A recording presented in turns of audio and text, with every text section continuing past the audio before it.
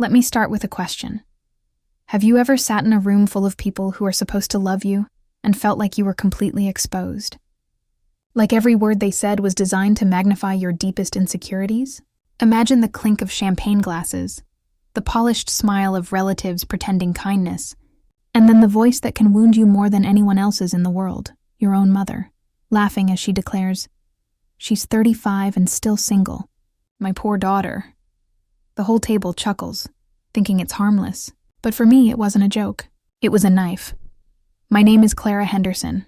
I'm 35 years old, and at that moment, I wanted to scream the truth, because the truth is, I'm not single. In fact, I've been happily married for 3 years, with a wedding band hidden right beneath my blouse, strung tight against the chain around my neck where no one at that reunion could see it. For 3 years, I hid my husband, my marriage, even my child from my mother and my family.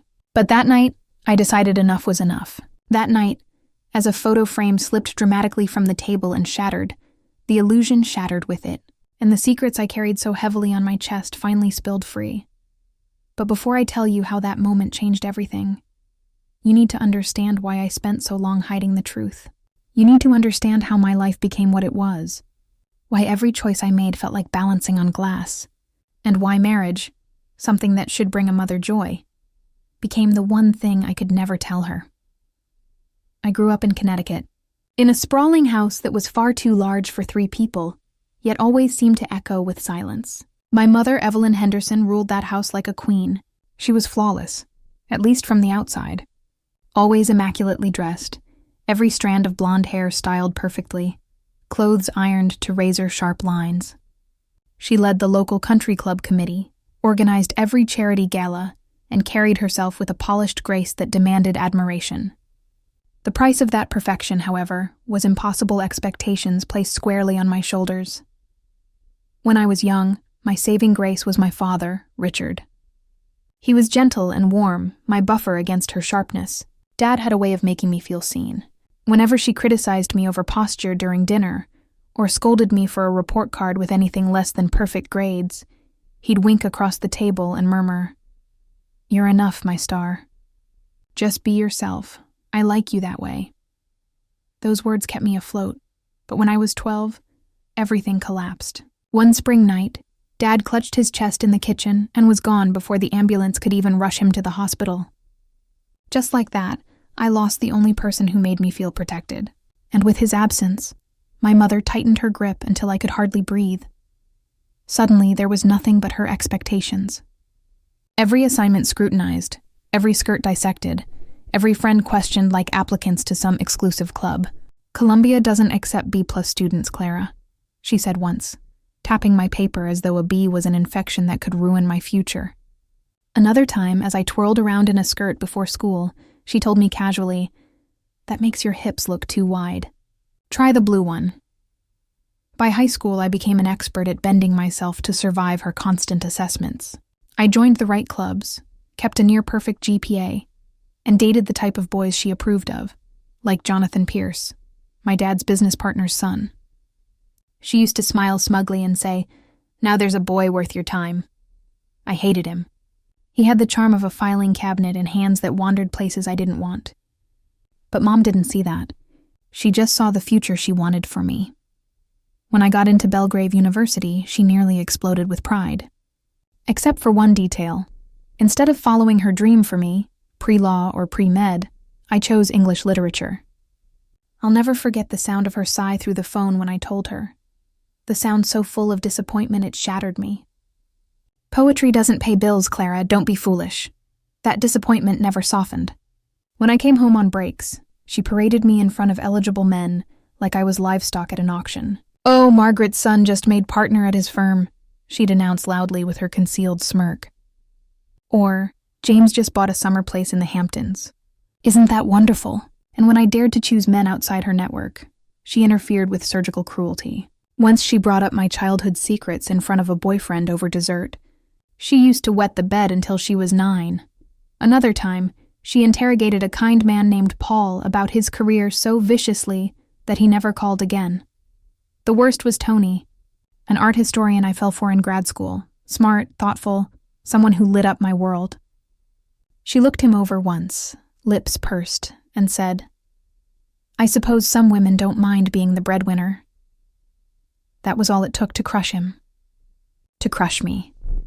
And so, with every strike, I grew more certain that no one I loved would ever survive her. By 25, I was choking inside the life she dictated. When a job offer opened in Rainmere, a city 2,000 miles away, I grabbed it like it was oxygen. Packing my things, she warned me coldly. "Running won't find you a husband, Clara. You'll end up alone." Her condemnation played in my head as I flew across the country. Alone was better than suffocated, I told myself. Still, I carried this pathetic hope tucked somewhere deep. If I proved myself from afar, career, success, independence, maybe she would be proud of me. But life had other plans. Because 6 months later, I met him. The day I walked into Halcyon Technologies felt like my first step into real adulthood. 30 minutes into my first day, I was lost inside their endless hallways, holding coffee like a lifeline, when disaster struck. I wasn't looking where I was going, and I collided straight into someone. Sending coffee cascading all over his shirt like a waterfall of caffeine, I froze. "Oh my God, I'm so sorry," I gasped. My first impression, ruined. But instead of frowning, the man looked down at his ruined shirt and laughed genuinely, as though I'd just done him a favor. "Guess this old shirt was ready for retirement anyway," he said, extending his hand with a grin. Mark Kellen, software engineer. Apparently there is also a stain canvas now. That smile, unguarded, real, was the very opposite of everything I'd grown up around. No polished arrogance, no rehearsed charm, just Mark. That moment, unbelievable as it sounds, was the first crack in the fortress of control my mother built around me. Because lunch that day turned into laughter, which turned into weeks of friendship, which slowly became something deeper I couldn't deny. And I'll be honest with you, that was the first time in my life I felt truly seen. Falling in love with Mark wasn't a thunderbolt. It wasn't a dramatic, movie-worthy crash. It was slower, deeper, like water seeping into dry ground until suddenly you realize everything has been transformed. At first, he was just my guide around the office. He showed me which meeting rooms actually had working projectors, which coffee machines were notorious for burning everything, and which teams to avoid if I valued my sanity. But soon our daily lunches became ritual. What started as cafeteria sandwiches escalated into exploring little cafes and bookstores tucked into corners of Rainmere I never knew existed. I loved the way he listened, not just nodding absently, but really hearing me. When I admitted I had once dreamed of becoming a photographer, but had let my mother's harsh words kill the dream, his face lit up with determination. "Then we'll fix that," he said, like it was the simplest problem in the world. That very night, he dragged me into an electronics store and bought me a camera. "Life is short, Clara," he said, pushing the box into my hands. "Don't let anyone take away the things that spark joy in you. Even if it's just for weekends, pursue it. That's part of who you are." I can't explain what it meant to me in that moment. No one had ever said that to me before. My entire life had been about molding myself into someone else's standards. And here was this man, telling me to be myself, unapologetically. The night he kissed me was quiet, almost hesitant. He walked me to my apartment after one of those endless bookstore hunts we loved. Standing outside my door, his eyes searched mine as if asking for permission. When he leaned in, his lips were warm, tentative. And when I didn't pull away but leaned closer, it felt like pieces of me I didn't know were broken suddenly fit back together again. From then on, everything between us just grew. 6 months together, and Rainmere began to feel like home because it was our home. Sundays became cooking experiments, filling his cozy apartment with the smell of garlic, burnt toast, and laughter. Weekends turned into hiking trips where I'd take endless photographs of forests drenched in mist. Even the rainiest days, something I once hated, became magical with him. Because we'd curl under blankets with books, sharing passages out loud until we both drifted to sleep. For the first time in my life, I felt free. For the first time, being myself was enough. But lurking always in the back of my mind was the shadow of my mother. And I knew, love as strong as Mark's and mine was. Someday he'd have to meet her. That truth hung over us like a distant storm cloud we both pretended not to see. It came sooner than I wanted. One day, Evelyn called with news. She'd be in Rainmere for a country club delegate conference. Naturally hosted at only the best hotel, of course. "We should have dinner, darling," she said in that clipped, sharp voice. "Oh, and I'll finally meet this Mark you've mentioned." I wished I could say I looked forward to it, but dread hollowed my stomach. "Clara," Mark said, taking my hands the night before. "I love you. I know she may not approve, probably won't, but we're in this together. Whatever happens, we'll handle it." He said it with such steadiness, but I couldn't shake the fear. My mother had destroyed every man I'd ever dared to love. What if this time was no different? The next evening, my nightmare unfolded exactly as expected. She arrived at the restaurant 15 minutes early, heels clicking like a judge entering a courtroom. She gave me a perfunctory air kiss that smelled of expensive perfume, then turned to Mark. Her eyes flicked up and down his frame. No tie, casual shirt, easy smile. I saw the disapproval flicker before she even spoke. "So, Mark," she began as soon as we sat down, "Clara tells me you work in computers." The way she said it, you'd think computers was a disease. "Yes," Mark said kindly. "I'm a software engineer. I design systems that help—" "Oh, how quaint," she cut him off. "But does much of a future exist in that field? Technology changes so dreadfully fast, doesn't it?" And so it began. My mother, with her crystal-edged voice of judgment, launched an interrogation that lasted the entire dinner. Where he studied, a state university. How quaint again. Where his parents worked, a teacher and a nurse. I suppose that explains your modest income expectations. What his 5-year plan was. Not management, simply building and innovating. So no ambition for leadership? Through it all, Mark remained unfailingly polite, but I sank lower in my chair with every comment. By the time dessert arrived, humiliation pressed down on me like a weight. When Mark excused himself to the restroom, my mother leaned across the table, her smile brittle. "Darling, he seems pleasant enough for casual companionship, but surely you're not serious. No connections, no drive for a commendable position. You'd be supporting him within 5 years, mark my words." My throat burned as tears threatened. "You don't know him," I whispered. Her laugh was soft, condescending. "I don't need to. I know what a future ought to look like." When Mark returned, she switched tactics, gushing about eligible men back east, junior lawyers, up-and-coming bankers, the sons of her friends. I saw the flicker in Mark's smile, that quiet hurt, but he didn't call her out. He didn't fight back. He simply endured it. For me. That night, after she left, I collapsed in Mark's arms, sobbing apologies. "I'm so sorry she was horrible to you. I hate her for doing this." But he just brushed my tears away with his thumb. "Clara, I didn't fall in love with your mother. I fell in love with you. We'll figure it out together." Those words comforted me. Yet in the weeks that followed, her interference only grew sharper. Phone calls filled with little reminders. "Life is moving without you, Clara. Don't waste these years on dead ends." Or, "Other daughters your age are engaging brilliant men. Don't throw away your chances." The worst came when she escalated from veiled comments into sabotaging outright. During one visit, she orchestrated an innocent dinner with the newly divorced son of her college roommate. His name was Lucas. Imported suit, dazzling smile, and the arrogance of a man who believed the world bent to his convenience. I barely spoke to him, but my mother practically shoved me into his lap, reciting my GPA, my career achievements, my volunteer work, like I was a resume being auctioned off. She didn't acknowledge Mark at all. That night, Mark stayed quiet. Too quiet. The next day, I saw the smile on his face falter whenever my phone rang and displayed her name.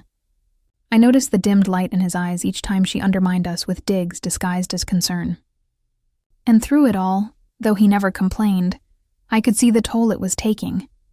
For the first time, he admitted his fear. After a tense drive home from yet another family-hosted dinner, he gripped the steering wheel and said quietly but firmly, "I love you, Clara. But if your mother never accepts me, if this never stops, I don't know how long I can keep pretending it doesn't hurt. I froze, heart hammering. Are you saying you want to end us? He shook his head violently. No, God, no. I want to marry you someday. I want a life with you, but not if it means always standing in the shadow of her disapproval. Not if I'm always treated like I'm less. His voice broke, and with it, my heart broke too. That was the first time I realized my mother's disapproval wasn't just exhausting. It was dangerous. It was the kind of poison that could take even the purest love and destroy it. And deep inside, I knew I had a choice to make. The months after that night drove a wedge right through the middle of my heart. On one side was Mark, steady, patient, giving me love that felt like air itself. On the other was my mother, Evelyn, unyielding, relentless, etching her disappointment into every phone call, every visit, every sly manipulation. At first, I thought I could balance them. Pretend her words didn't reach me while soaking up the warmth of his love. But the thing about poison is that once it touches your system, it spreads. I noticed the subtle changes first. Mark's smile dimmed when my phone rang at dinner and her name lit the screen. He never said don't answer, but his eyes did.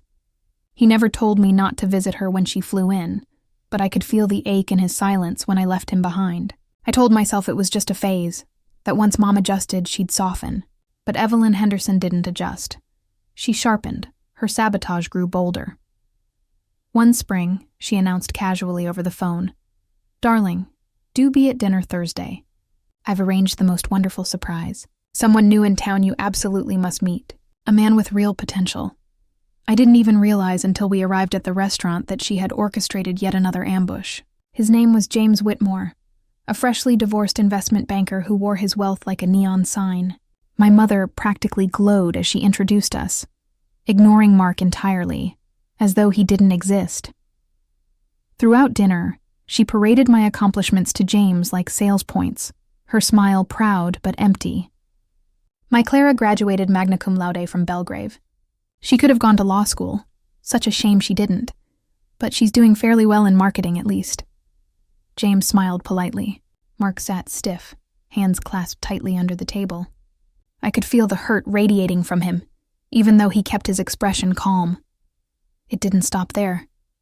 Suddenly, every time my mother came to Rainmere, another eligible man just happened to be passing through. A neurosurgeon attending a conference, a hedge fund manager expanding investments, an attorney with family ties to our old country club circle. Each dinner was the same charade. Mark cast aside like an unwanted prop, me forced into humiliating small talk with strangers while my mother turned my life into a stage. After one especially awful night, I broke. We were driving home, sitting in tense silence while the city lights flickered past, when I finally shouted, "Why do you let her do this to you?" Mark's hand tightened on the steering wheel. "Because I love you. Because walking away from you isn't an option." His voice cracked as he whispered, "But Clara, she looks at me like I'll never be enough, and I'm starting to wonder if she'll ever let you believe otherwise." His words haunted me, and the truth was he was right. Each insult from her wasn't just aimed at him. It was aimed at me too. Things spiraled at the annual Henderson family reunion. It was held at my Aunt Lillian's lake house, an event my mother never missed and never allowed me to miss either. When she told me pointedly, family only, it would be inappropriate to bring Mark, I gave in, against my better judgment. I should have known her family-only rule didn't apply to everyone, because the moment I arrived, she introduced me to Bradley Wilson, the freshly divorced son of her college friend. Bradley was exactly the kind of man Evelyn adored. Polished hair, tailored suit, country club confidence, and a smug grin that made my skin crawl. As dinner was served, she clinked her glass for a toast. "I'd just like to announce," she began grandly, "that Bradley has been made partner at Wilson & Associates, and he has generously offered to give Clara some career advice. Isn't that wonderful?" Polite applause rang around the table while Bradley smirked at me. And then, twisting the knife, my mother added, "Who knows? Maybe he'll convince her to move back east where she really belongs." The blood roared in my ears. I could feel everyone watching me, indulgent smiles on their faces, waiting for my reaction. The humiliation was unbearable. I tried to stay calm, but when she laughed it off with, "After all, Clara's 35 and still single. One never knows what the future may hold. Something in me snapped. I whispered an excuse to leave the table, stepped outside and texted Mark with shaking hands. I can't do this anymore. Come get me. 3 hours later, headlights cut across the driveway as his modest Honda rolled to a stop outside the mansion of glass and stone. I ran to him like a drowning woman to air. When I led him inside, my mother's face drained of color. You're making a scene, Clara? She hissed, her wine glass frozen. No, I said clearly, my voice carrying across the room. You have been making a scene since the day I introduced Mark to you. I'm done letting you. Relatives stared. Some whispered. I didn't care. Together, Mark and I walked out. But the car ride back wasn't triumphant. It was silent, tense, heavy. For the first time since we'd met, Mark couldn't find the silver lining. Eventually, gripping the wheel white-knuckled, he broke the silence. I can't keep doing this, Clara. I love you, but your mother will never accept me. And if I'm always treated as though I'm not good enough for her daughter, I don't know if we'll survive. Panic lanced through me. Are you breaking up with me? No, he said firmly, though his voice trembled. But I need you to make a choice. Either we set boundaries with her, real boundaries, or this relationship won't last. The words felt like standing on the edge of a cliff. My mother on one side, Mark on the other. Whichever way I turned, I risked losing someone I couldn't bear to lose. The weeks after that confrontation were some of the hardest in my life. Every phone call from my mother was another round of guilt, manipulation, or outright denial. If your relationship can't withstand a mother's concern, then it's not strong enough to begin with, she said once, her tone dripping with superiority. Meanwhile, Mark grew quieter, the shadow of her judgment infecting even our smallest moments together. The tension was unbearable, like living in a tug-of-war that was ripping me in two. The breaking point came one Sunday morning. Mark and I were curled on the couch, finishing pancakes when the doorbell rang. I opened the door, and there she was, my mother standing on the porch with her designer luggage, declaring, "Surprise! I thought I'd spend a week of quality time with you." A week? No warning. No escape. She commandeered our apartment immediately, criticized my decor, commented on my job performance, hovered over every conversation with Mark until it became impossible to breathe. One night, when Mark suggested we all go to dinner together to clear the air, she feigned a headache, then called me an hour later. "Darling, I'm lonely. Come home right now." By the time she finally left, the tension between me and Mark snapped. "She will never stop," he said, pacing the living room, his voice sharp with frustration I'd never heard before. "She won't rest until you break up with me." What am I supposed to do, Clara? Desperate tears filled my eyes. "She's my mother, Mark, and you're the man I want to spend my life with. I can't lose either of you." He stopped, his chest heaving, and looked straight at me. "And I want to be your husband." The word exploded into the room like a secret revealed. His eyes went wide with shock at having said it aloud. But at the same time, so did mine. In that silence, we both realized something had shifted. We were at a crossroads. We could lose each other, or we could choose each other, defying everything Evelyn had built. That night, lying awake with my heart pounding, I finally understood the truth. If I didn't take a stand, I would lose Mark, and I couldn't let that happen. But what I didn't know yet was how far that choice would take me, and how deeply it would fracture the only family I'd ever known. When Mark blurted out the word, "Husband," my whole body froze as though the earth had tilted beneath my feet. I stared at him, my breath catching in my throat, and I realized this was the core of it. This was the line we'd been staggering toward for months, maybe years. Would I allow my mother's voice to control my life forever? Or would I choose the man who loved me exactly as I was? I didn't answer him right away. I didn't have words that night, just fear and trembling possibility. But the seed was planted. Neither of us could unhear what he'd said. Husband. 2 months later, the pressure had reached unbearable levels. We decided to steal time for ourselves, a weekend getaway to the San Juan Islands, desperate for a break in the storm. I'll never forget the way it felt driving onto the ferry, Rainmere vanishing behind us like it belonged to another world. For the first time in weeks, we exhaled. That trip became our sanctuary. We hiked up winding trails lined with towering pines, the air rich with salt from the sea. At night, we sat on the cottage porch, wrapped in blankets, sipping wine as orange sunsets burned across the horizon. With every moment that passed, the noise in my head, the guilt, the criticism, the constant push and pull of my mother grew quieter, replaced by nothing but Mark's laughter, his hand on mine, his steady presence anchoring me. On our second night, after dinner, he suggested a walk along the beach. The moon was full, silver light spilling across the dark waves. We walked in silence for a while, the rhythm of our steps in sync, the tide rushing in and out like a heartbeat. Then he stopped suddenly, bending to pick up a smooth stone, skipping it across the water. He smiled crookedly, eyes glinting in the moonlight. "Do you remember the first time we came to the coast together?" Of course I remembered. He'd tried to surf, wiped out spectacularly, and ended up with a bloody nose. I teased him for weeks afterward. "You mean the day you almost drowned for the sake of impressing me?" I laughed. He laughed too, but softer, more thoughtful. "That's when I knew," he said quietly. "Knew what?" I asked, tilting my head. "That you were the one I wanted to spend my life with." I froze, the sound of waves tumbling between us. Before I could speak, he dropped to one knee right there in the sand. My breath caught as he pulled a worn velvet box from his pocket. Inside was a ring, simple, modest, but beautiful. A diamond circled by tiny sapphires that reflected the sea behind us. "Clara Henderson," he said, his voice trembling but steady. "I've loved you from the moment you nearly ruined my favorite shirt with cappuccino. I've loved your quiet resilience, your fierce kindness, the way you see the world through a lens like nobody else does. I know life hasn't been easy with your family, and I know it might not get easier. But I am here. I will always be here. Whatever comes, I want to face it with you. Will you marry me?" Tears blurred the moon into a glowing halo as I nodded furiously. "Yes, yes!" The world melted away as he slipped the ring on my finger. And for the first time in years, I wasn't afraid.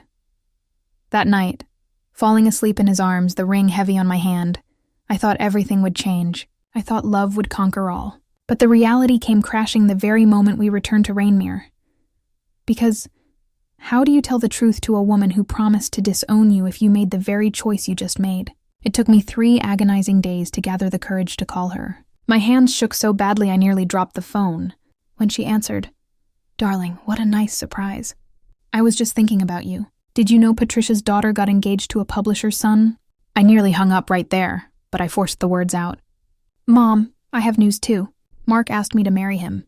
I said yes, for a long time silence. So complete, I thought the call had dropped. Finally she spoke, her voice a knife edge of control. "I see, and when did this mistake happen?" "Last weekend on the islands," I whispered. "Do you have a date?" She interrupted coldly. "Not yet. We were thinking maybe next spring, but there's still time to reconsider." "Mom," I said firmly, pulse pounding. "I am not reconsidering. I love him. I'm marrying him." Her voice dropped to that dangerous whisper I had known all my life.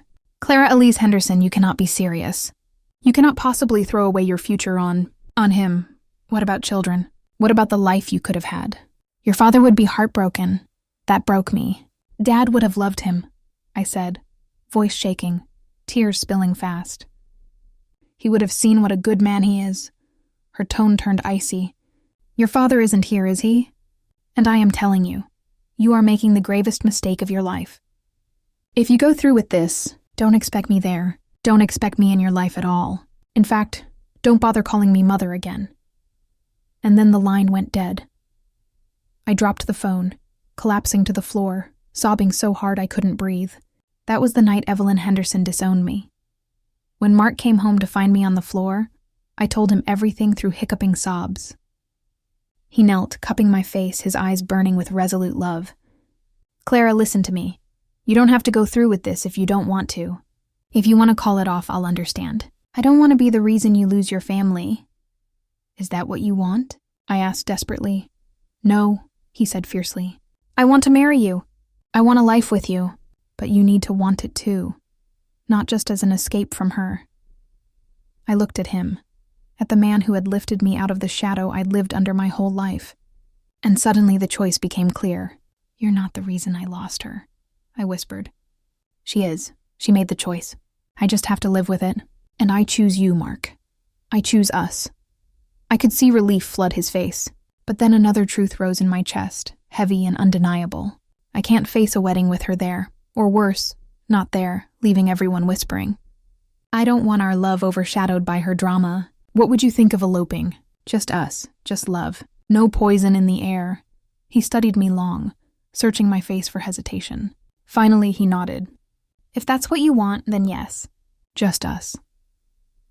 2 weeks later, we were standing barefoot on the very beach where he proposed, saying vows with the surf as our witness. His parents stood beside us, his sister holding a handful of wildflowers, my 2 closest friends watching with tears in their eyes. That was it. Small, intimate, perfect. As Mark placed the ring back on my hand, this time for the world to see, I felt the hollow absence of my mother, of my family, of the life I thought I had. But I also felt something stronger, freedom. For the first time in my entire life, I chose love. I chose Mark. I chose myself. And yet, even in celebration, a shadow lingered. Because in choosing him, I had created a double life I wasn't prepared for. A life where I would smile with my husband in our home in Rainmere, while removing my wedding ring and tucking it into a chain whenever I visited Connecticut. A life where my daughter, our daughter, would be hidden from her own grandmother. The joy of marriage was real, powerful. But so too was the beginning of the heaviest secret I would ever carry, and I had no idea yet how that secret would come crashing down, shattering everything in the most dramatic, painful way imaginable. For a week after our elopement, I lived in a dream. We drove down the Oregon coast for a honeymoon I'll never forget. We stayed in a quaint inn above a diner, ate clam chowder too hot for the tongue, and walked barefoot across tide pools with our shoes dangling from our hands. At night, we curled into each other with the windows open to the sound of waves crashing endlessly against rocks. It was perfect, because it was ours. But perfection has a funny way of being temporary. By the time we returned to Rainmere, reality was waiting, sharp and merciless. The first voice message from my mother came just 2 days after we got back. "Darling, Janet Williams is hosting a gala next month. You should fly home for it. Her son, Stephen, just finished his residency at Mass General. He'd be perfect for you." As if our last conversation, the one where she disowned me, had never even happened. I listened to that message with a strange kind of awe. My mother had the uncanny ability to erase reality when it didn't fit her image. 30 years of control, and she wasn't about to let my choices undo her narrative. But what shocked me most was her careful omission. She didn't mention the engagement, didn't mention the ultimatum she'd spat down the phone. It was like she had scrubbed it clean from her memory. That's when I began living a double life. When I visited her in Connecticut, I slid my wedding band from my finger and tucked it onto the chain hidden beneath my blouse. My heart squeezed every time I did it. When she asked about my apartment, I moved back temporarily into the little studio we still kept downtown, pretending I lived there alone. She never saw the house Mark and I bought north of the city, with its messy garden, its walls full of photographs, its warmth humming in every corner. When she came to Rainmere, I scrambled. Mark would stay with friends while I returned to that unused apartment, staging it like I'd never left. 1 toothbrush, no men's clothes, a single coffee mug in the sink. My mother would stroll around, look at the bare walls, and sigh dramatically. This could use a man's touch. Maybe if you weren't spending every waking moment at work, you'd finally meet someone. I'd press a brittle smile into place and say, "You're probably right," while inside grief burned. Because I had met someone. I'd married him. I loved him. Yet I was hiding him like a shameful secret. Mark understood, at least at first. He never complained when I packed up to play the role of single daughter back east. He never argued when I pulled my ring from my finger. He just pulled me close the night before, kissed the space between my eyebrows, and said, "I know it's hard. One day we won't live this way." But as weeks turned into months, the burden grew heavier. And then came the moment that changed everything. Something small, as monumental things often begin, a missed period. I took the test on a rain-heavy Sunday morning. I sat in the bathroom, hands trembling, staring at the word flashing back at me. Pregnant. The world tilted sideways. My breath came in short, sharp bursts. By the time I opened the door, Mark was waiting, face tense, eyes searching mine. I held out the test. Tears welled as I whispered, "We're going to be parents." For a split second, his face went pale. Then it crumpled into joy like sunlight through clouds. He grabbed me, lifting me right off the ground, spinning me in the middle of the hallway until I squeaked with laughter. His eyes glistened with tears as he pressed his forehead to mine. "Clara, oh my God, we're having a baby!" At the first appointment, when we heard that rapid-fire heartbeat, we both cried. At the 20-week scan, when the technician smiled and told us it was a girl, Mark squeezed my hand so tightly, I thought it would break. That night, he whispered into my hair, "She's going to have your kindness, your strength, your fire, and hopefully my sense of humor." For a brief time, I lived wrapped in the glow of anticipation. We painted the nursery pale yellow. Mark built the crib himself, refusing to let me lift anything. He read books on fatherhood aloud in bed, stopping every few minutes to laugh at himself. I took photographs of my growing belly, the garden blooming outside, his hands always protectively around me. But even in joy, the cracks widened. Because how do you keep a pregnancy secret? Each week, as my belly swelled, so did the weight of my lie. Simple questions from my mother became landmines. "You sound tired, Clara. Are you sleeping enough? When are you planning to come home?" It's been months. How was I supposed to say, "I'm growing your granddaughter and you don't even know she exists"? When Lily was born, a storm raged outside the hospital. 7 pounds, 2 ounces, a tiny cry filling the room as they placed her on my chest. She had my green eyes, Mark's dark hair, and the softest little fists clenched in determination. My heart cracked wide open. I didn't know love could feel like that. Raw, protective, consuming. "Welcome. Lily Grace," I whispered against her tiny forehead. Mark hovered beside me, crying openly, pressing kisses across my hair, repeating, "She's perfect. She's ours." In the days that followed, while new motherhood swallowed me whole, sleepless nights, gentle lullabies, the wonder of her breathing against my chest, I thought maybe I could keep balancing the dual lives. I even sent my mother a text the day after Lily was born. "Mom, I have news. You're a grandmother. I had a baby girl yesterday, Lily Grace. We're both doing well." Her response came hours later, sharp, accusatory, endless. "What are you talking about? Whose child? Out of wedlock? Who is the father? Why am I hearing this now?" I didn't pick up her calls for days. When I finally did, I fed her half-truths. That yes, I had a child. That no, I wasn't in a relationship with the father. That yes, I intended to raise Lily alone. Her voice was colder than the rain outside.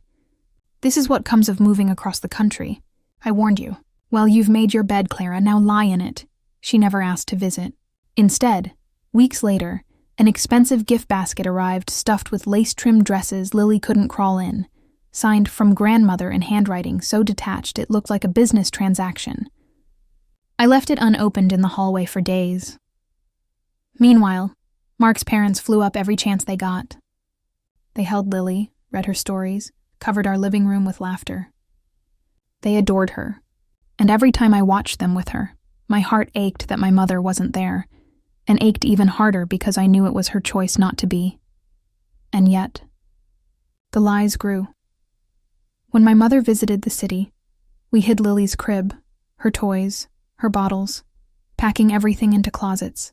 I'd hand Lily to a friend for the weekend, plaster on a smile, and pretend that I was still her single daughter, stumbling through life, when in reality I was a wife, a mother, a whole person living a secret she could never imagine. One night, after another exhausting pretend weekend, I sat in Lily's nursery, staring at her while she slept. Her chest rose and fell gently, her tiny lips parting, her lashes fluttering like soft wings. I looked at her and thought, what am I teaching you?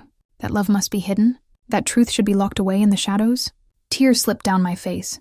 I hated myself for lying. I hated my mother for forcing me into it. And somewhere deep down, I knew a day would come when this fragile charade would collapse. Secrets never stay secret forever. By the time Lily turned 2, I was exhausted in every sense. Exhausted from hiding, exhausted from lies, exhausted from the double life I had stitched and restitched just to survive.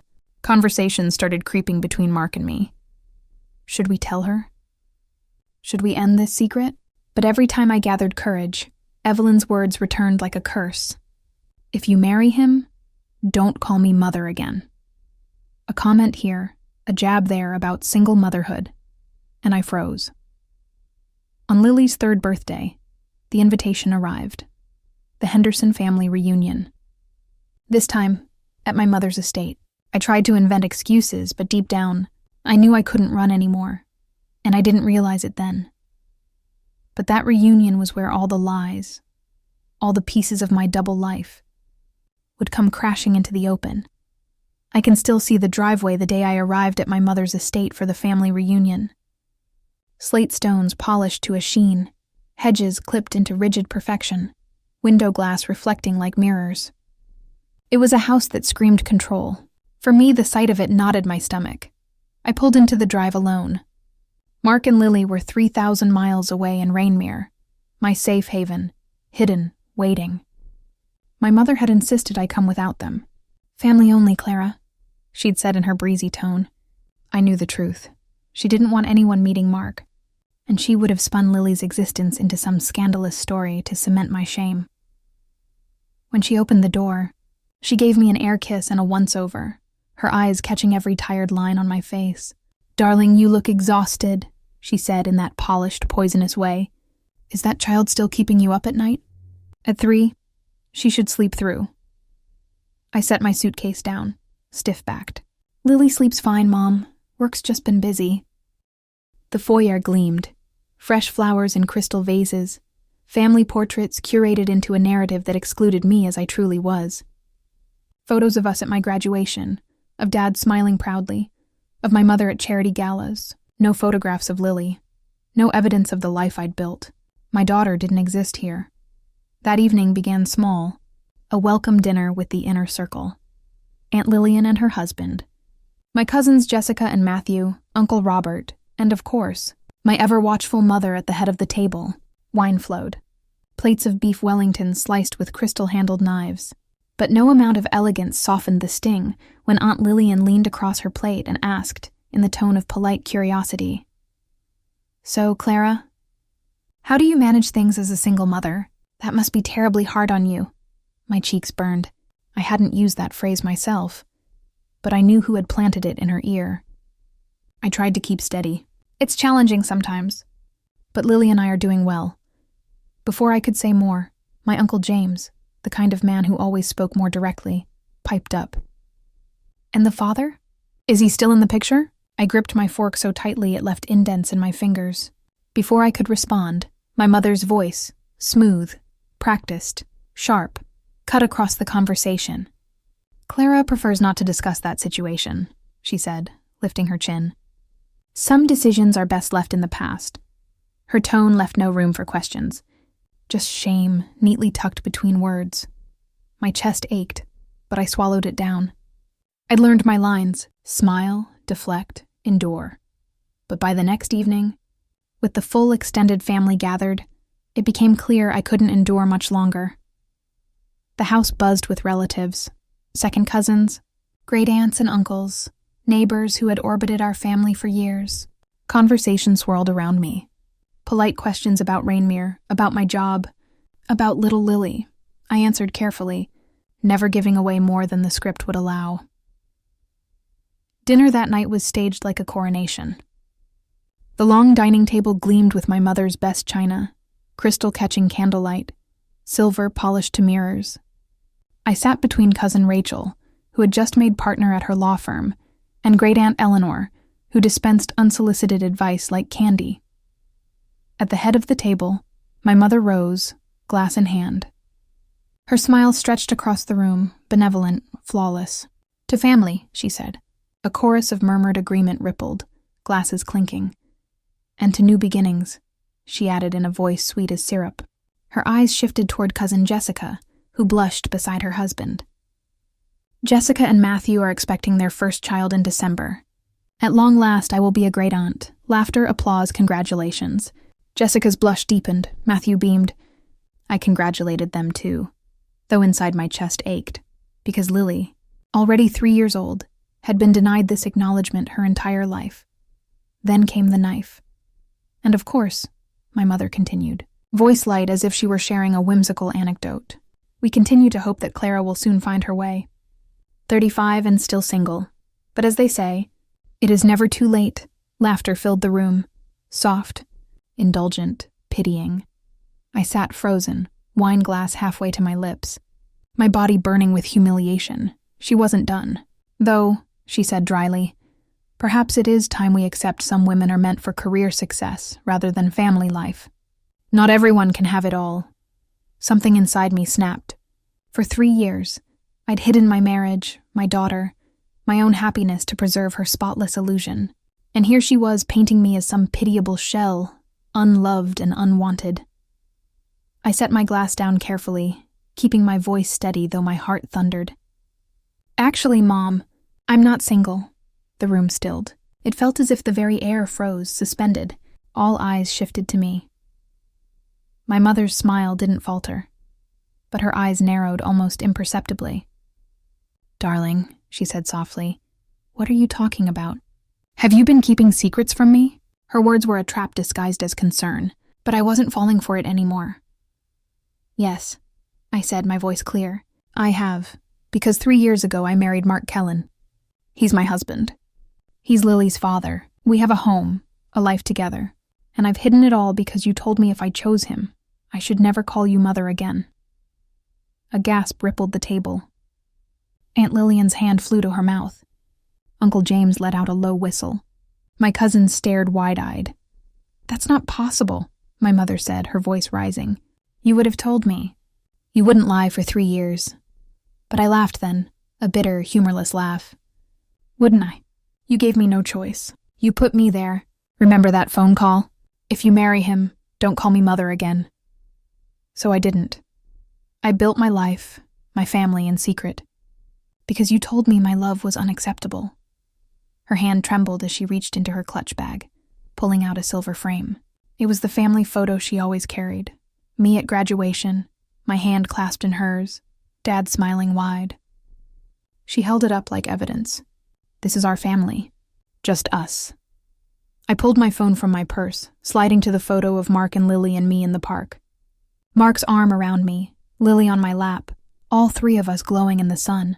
I held it up. No, Mom. This is my family. The photo frame slipped from her hands, crashing against the table, shards of glass scattering across the linen. You lied to me, she whispered, pale as paper. For 3 years, you lied to my face.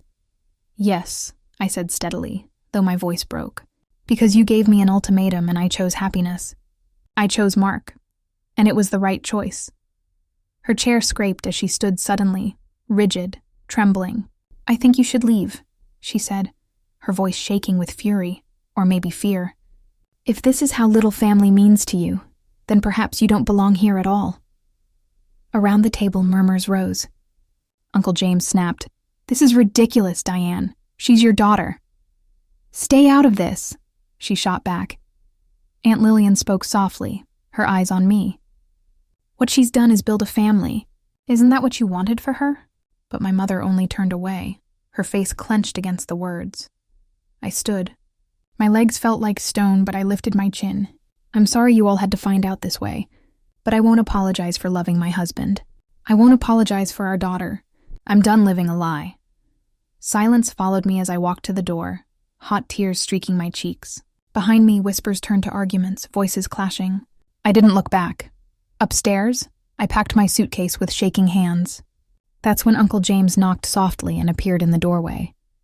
Without a word, he grabbed the suitcase and said, I'll drive you to a hotel. This isn't right. What Diane's doing.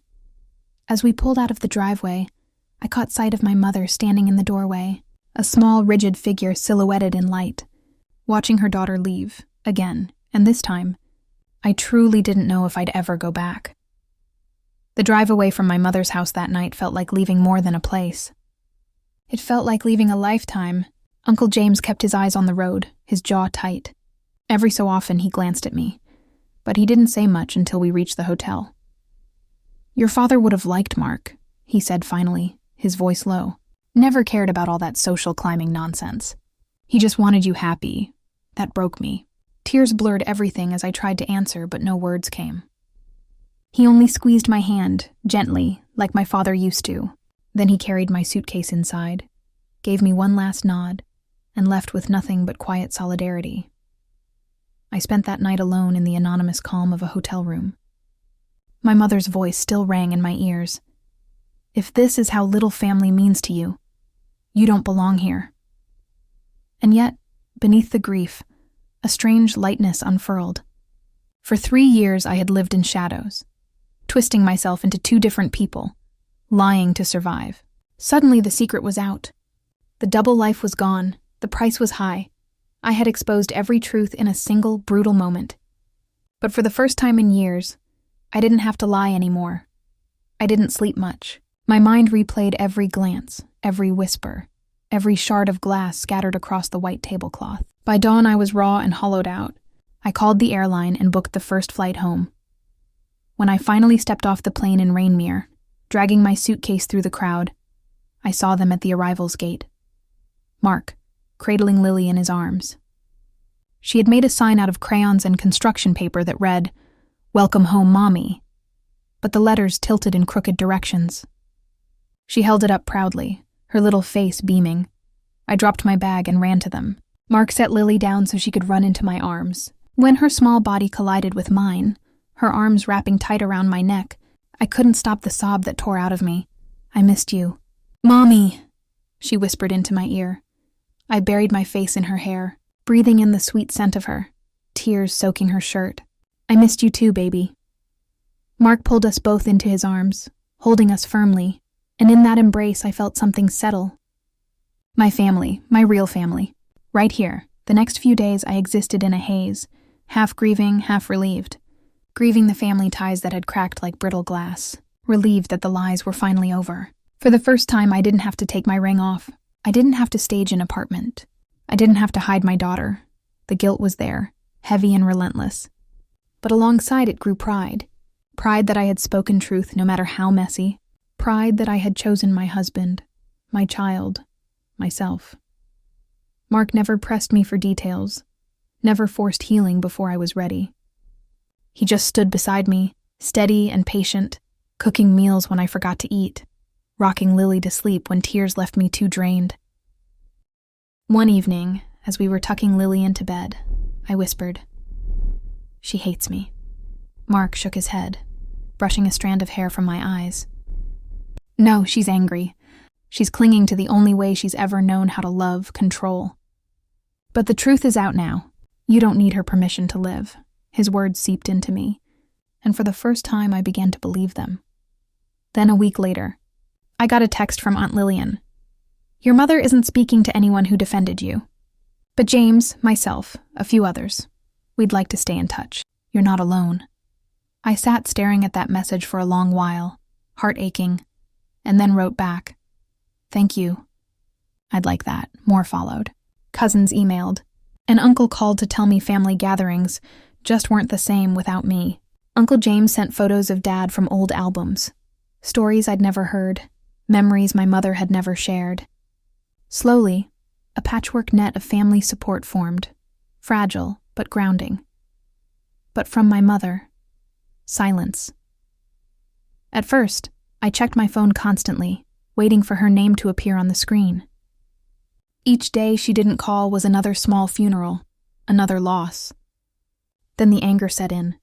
If she were really the mother she claimed to be, the one who boasted of family like it was religion, she wouldn't let silence stand between us. Except, she did. A month passed. Then 2. Then one morning, sifting through the mail, I saw an envelope in her handwriting. My breath caught as I held it, afraid to open it, afraid of what it might say. "Clara," it began. No dear, no warmth, just my name. I read it sitting at the kitchen island while Mark leaned against the counter watching me quietly. "I have been reflecting on what happened at the reunion," While I cannot condone the deception you practiced for 3 years, I recognize my actions contributed to the situation. Your father often said I was too rigid, too concerned with appearances. Perhaps he was right. I am not ready to lose my only child, nor continue missing my only granddaughter. If you are willing, perhaps we could speak by phone. It wasn't an apology. Not really. It was half anger, half tentative reach. But I knew my mother well enough to recognize how monumental it was that she admitted even a drop of responsibility. I cried reading it. Not because it was perfect, but because for the first time in years, it was a thread. A thread she was offering to stitch something back together. Mark pressed a glass of water into my hand and said quietly, "This is a start." Imperfect, but a start. The question is, do you want to pick it up? And I did. We called that Sunday. The conversation was awkward, shallow at first. The weather, her garden, Lily's preschool. We avoided the landmines, but it was something. Each Sunday after we spoke again. Over weeks, the silences softened and grew longer, replaced by careful questions, small cracks in the wall. Then one evening, her voice dropped, tentative. "You own a house?" "Yes, Mom. Mark and I bought it last year. He grows vegetables. Lily has a patch for sunflowers." There was a pause. Then softly, "Your father always wanted a garden. I never had the patience for it." Something shifted in her tone that night. Just slightly. And gradually, ever so gradually, the fortress of Evelyn Henderson began to show cracks. 3 months after the reunion, after the shock of her silence and the tentative phone calls that followed, my mother asked if she could visit Rainmere. Her voice on the phone trembled slightly, though she tried to mask it with that polished control she always wore. "I would like to see you and... Lily, if you're willing to have me..." My breath caught at her words. For 3 years she had denied my marriage, denied my daughter's existence, erased them with casual cruelty, and now, suddenly, she was asking to come into the life she had once ordered me to abandon. I didn't answer immediately. I told her I'd think about it. That evening I sat across from Mark on the couch, my knees pulled close, my mind spinning. "She wants to visit," I said. Mark raised his eyebrows but didn't speak, just waited. "I don't know if it's a trap," I confessed. "What if she comes here expecting me to throw myself back under her rules? What if she hurts Lily with her judgments the way she's hurt me?" Mark reached for my hand, squeezing it tight. "Then we don't let her. Not this time. This is our home, Clara, our life. If she visits, it's on our terms. She respects you, respects us, or she leaves. Simple as that." The firmness in his voice gave me strength. For once, boundaries weren't just theory. They would be real. So, with my stomach nodding, I called her back and said plainly, "You'd be welcome to visit. But Mom, you need to understand, this is our life. This is my husband, my daughter, my home. If you come, you have to respect that." Her silence stretched long before she answered. "I understand," she said, the words oddly subdued. "I would like to try, Clara. I really would." The following weekend, I stood at the window as her car pulled up the curb outside our small house. It looked almost absurd. Her sleek black rental, her designer luggage clashing with our plain little front lawn, where toys lay scattered and tomato plants climbed bamboo sticks. I held Lily on my hip, her curls bouncing as she clutched her stuffed rabbit, and tried to steady my racing heart. Mark opened the door before I could, stepping out with calm dignity. My mother climbed the porch steps, expensive heels clicking, her spine ramrod straight. For a moment, the awkwardness was thick enough to cut. Then she extended her hand stiffly to him. "Mr. Kellen," she said formally. "Mark," he replied warmly, taking her hand without hesitation. His easy smile didn't falter, even as she struggled to hold his gaze. Inside, Lily peeked at her grandmother with shy curiosity. My mother's eyes softened, just slightly, as she crouched, smoothing her skirt, and said, "And this must be Lily." For a moment, they simply regarded each other. Then, in her tiny, decisive way, Lily wiggled free from my arms and trotted up, holding out her stuffed rabbit. "This is Clover," she said gravely. "He's my best friend." I braced myself, terrified of what Evelyn might say, but she smiled, a small, genuine smile, and replied, "Well, Clover is very handsome. Thank you for introducing us. I nearly collapsed in relief. The first day of her visit was halting. She complimented the house in clipped sentences, clearly surprised by its warmth despite being modest. She eyed the garden but said little, until Lily proudly dragged her by the hand to show her corner of sunflowers, each stalk taller than she was. See, Grandma? These are mine. I froze when Lily called her Grandma. It wasn't a word I'd coached her to use. It spilled out naturally, instinctively. Evelyn blinked, swallowed, then patted Lily's hair with uncharacteristic softness. They're beautiful, darling, she said quietly. That evening, after Lily was asleep, the three of us sat in the living room. Mark opened a bottle of wine, pouring glasses all around. For a few minutes, conversation stayed surface level. Her flight, the weather, work. Then she set her glass down, looking at Mark directly for the first time with no shield. I owe you an apology, she said. My breath caught. I'd never heard those words escape her lips, not once in my whole life. I judged you unfairly, she continued, voice stiff but deliberate. I focused on the wrong measures. I thought security meant status, family meant pedigree, worth meant titles. But clearly, she glanced toward Lily's room, her eyes shining in a way I didn't expect. Clearly you have given my daughter something I never could. Happiness. Mark nodded, steady as ever. Thank you for saying that, Diane, he said softly. All I've ever wanted is for Clara to be happy. Something cracked then, visible, audible in her armor. Her shoulders slumped, her face softened. She turned to me, and her voice finally wavered. I've missed so much. 3 years of marriage, my granddaughter's birth, her first steps. I will regret that for the rest of my life. The tears hit me before I could stop them. I hated lying to you, Mom, but you left me no choice. You told me if I married him not to call you mother again. I believed you meant it. Her face crumpled, her voice softer still. I did. At that moment I did. And it was wrong. I see that now. She looked down at her hands. I let pride speak louder than love. And it cost me. I didn't know what to say. For 35 years I dreamed of hearing her admit the harm she caused. To actually hear it felt unreal. Mark excused himself gently to check on Lily, leaving us alone. My mother reached across the space between us and took my hand, awkwardly, rigidly, but with intent. There is enough blame for both of us, Clara. But I want to do better, if you'll let me. For the first time in my life, I felt like she wasn't lecturing me, but asking. We didn't solve everything in that single visit. There were still sharp edges, stray comments that stung. She remarked once, "You really ought to consider private school for Lily. Public won't offer the same advancement." And I had to breathe deeply before calmly saying, "We'll choose what's right for her, Mom, not what's right for appearances." I thought she'd argue. Instead, she nodded and actually said, "Fair enough."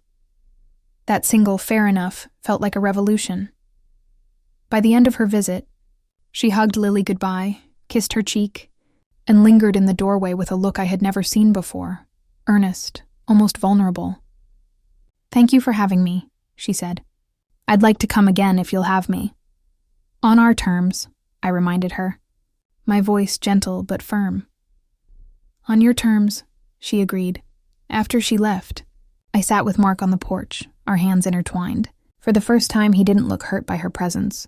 Instead, he exhaled and said, "That was a beginning, and I knew he was right. Not healed, not perfect, not easy, but a beginning." Because for the first time, my mother had walked through the door of my real life, and instead of tearing it apart, she had tried, however haltingly, to be part of it.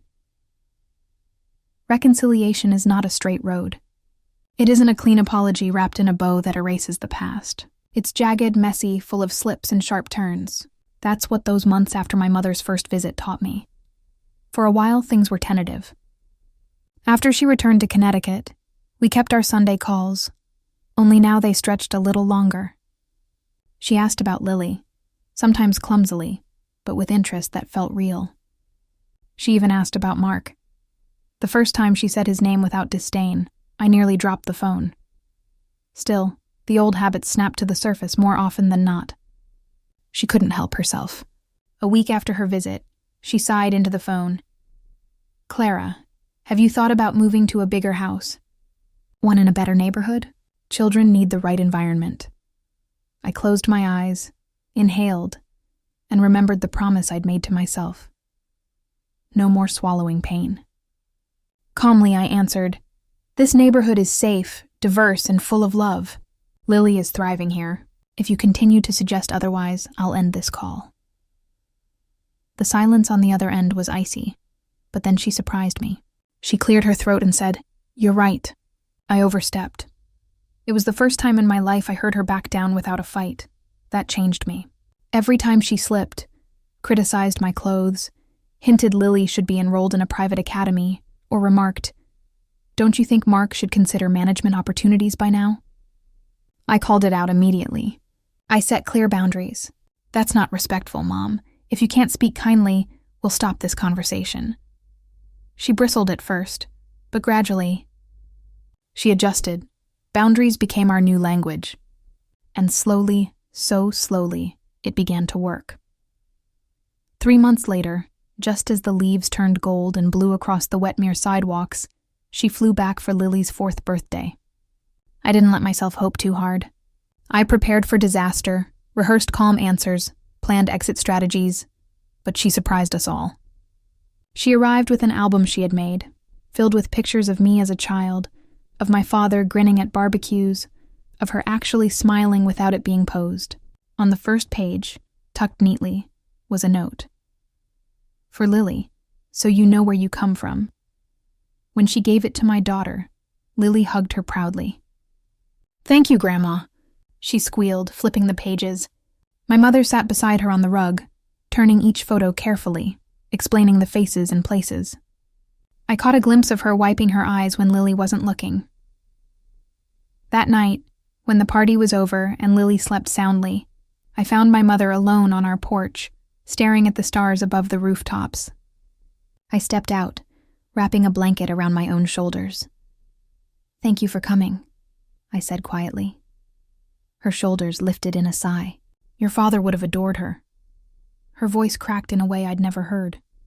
And he would have been proud of you, Clara.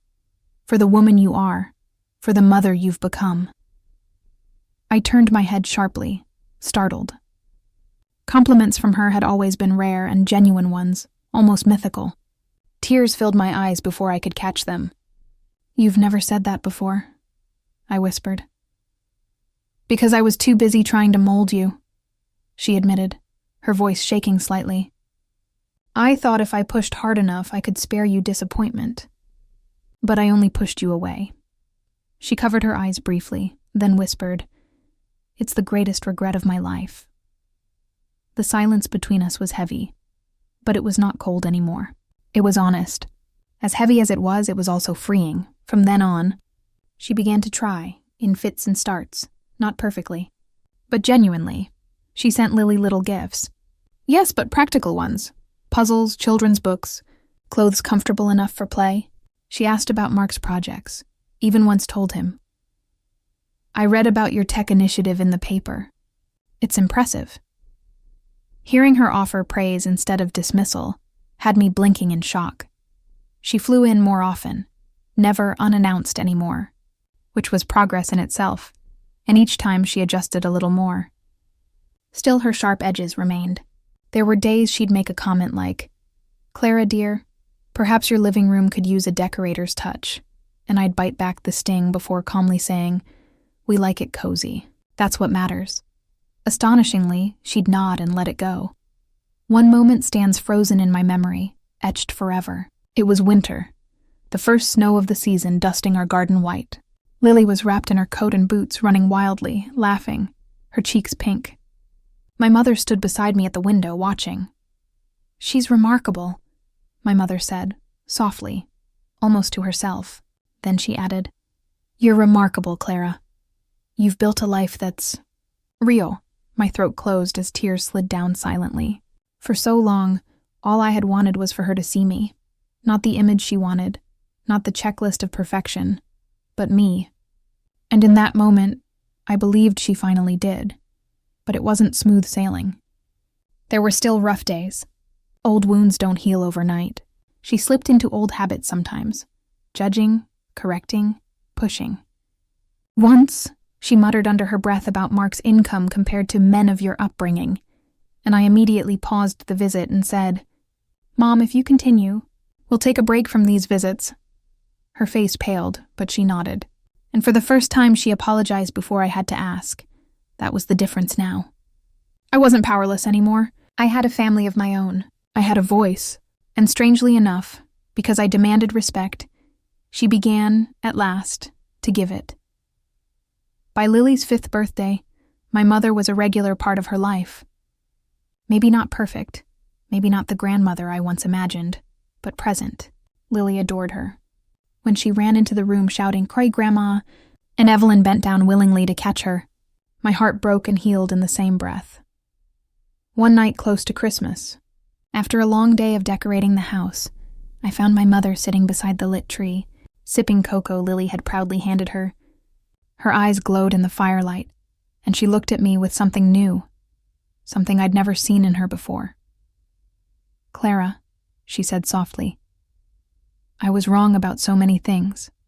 About Mark, about what makes a good life, about what success means. I thought I was protecting you by forcing perfection. But you're right. Having people who see you, who love you for who you are, that's what matters. That's what your father gave me, and what Mark gives you." Her voice trembled, and then she reached across the space and squeezed my hand, not commanding, not correcting, just holding. "I can't undo the past," she whispered, "but I want to be here for the future. If you'll let me."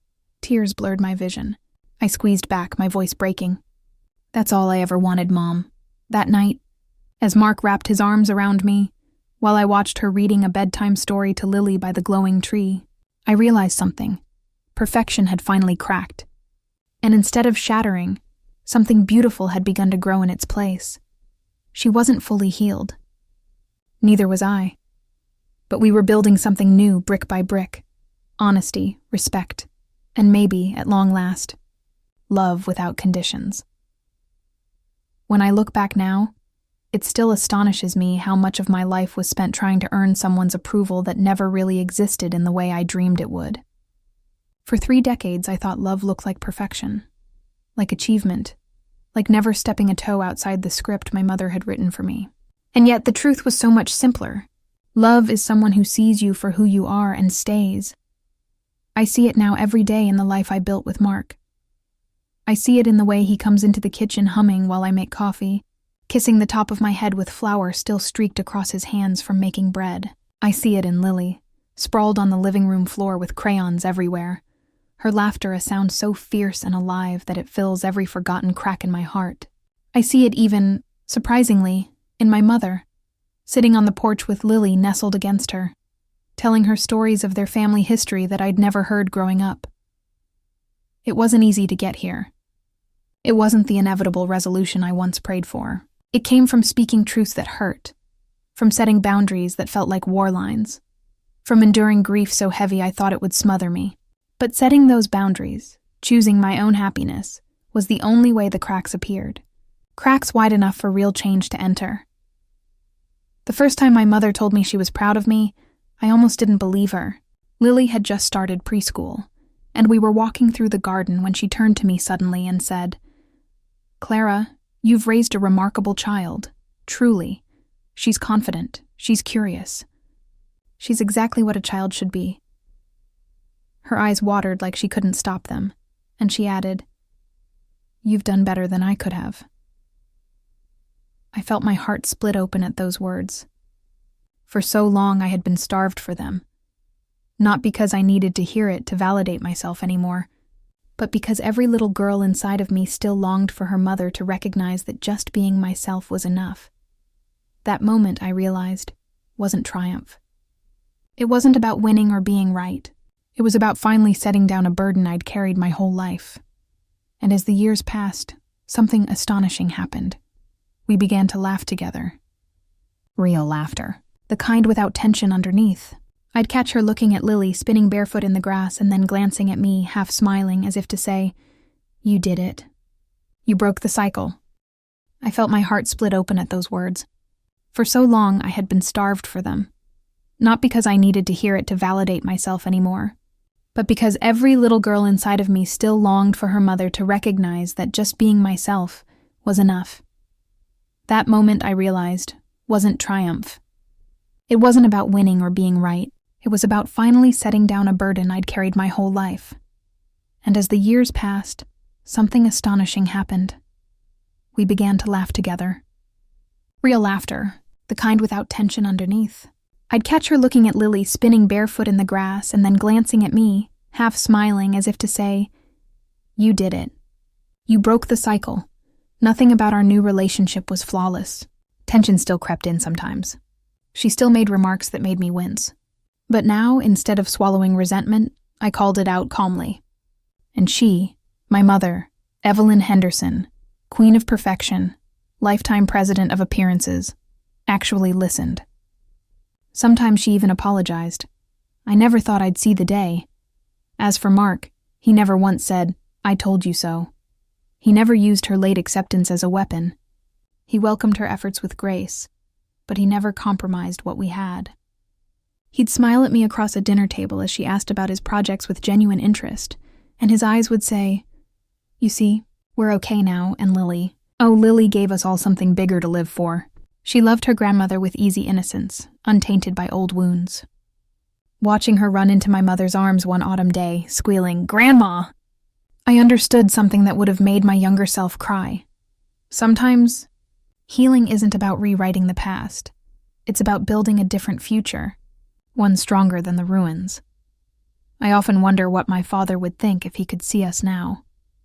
Part of me aches knowing he never met Mark, that he never got to hold Lily. But sometimes, when I watch my daughter giggle as she balances on Mark's shoulders, or when I catch my mother watching quietly, regret etched into her face but softened by joy, I think, I know he'd be proud. Because love was always what he believed in most. The truth I've learned through all of this is both brutal and freeing. Family isn't defined by blood, or duty, or other people's expectations. Family is defined by choice, by love, by the ones who stand beside you when it's hardest to stand. For me, that is first and foremost Mark and Lily. They are my real home. And now, against all odds, my mother is learning how to hold a place there too. On new terms, on honest terms. If you're listening to my story and you're trapped in that same suffocating place, living under someone else's script, twisting yourself for approval that never comes, please, hear me when I say this. You are allowed to make a different choice. You are allowed to define your life not by fear but by love. It won't be easy. You may lose things. You will face pain. But what you gain, authenticity, freedom, joy, is worth every single tear it costs. Because in the end, the ones who truly love you will stay. Maybe not right away, maybe not perfectly, but love, the real kind, has a way of outlasting pride. Sometimes the scariest thing you can do is tell your truth. But sometimes that truth is exactly what sets the path for healing, for you, and maybe, one day, for the people who once tried to break you. Now, when I stand in my own garden watching Lily race down the rows of sunflowers she planted with her tiny hands, while Mark waves from the porch and my mother laughs gently beside me, I feel something I once thought impossible. Peace. Not because everything is perfect, but because it doesn't have to be. I don't measure my life by appearances anymore. I measure it by moments like these. Moments full of messy love, laughter, forgiveness, and most of all, truth. My name is Clara Henderson. I am a wife, I am a mother, and after years of silence, secrets, and pain, I am finally free to say, I am exactly who I am meant to be. And for the first time, I know, just being me is not only enough, it is everything. How did you feel about this story? Tell me which country and city you're watching from in the comments. Don't forget to like, share, and subscribe for more stories like this.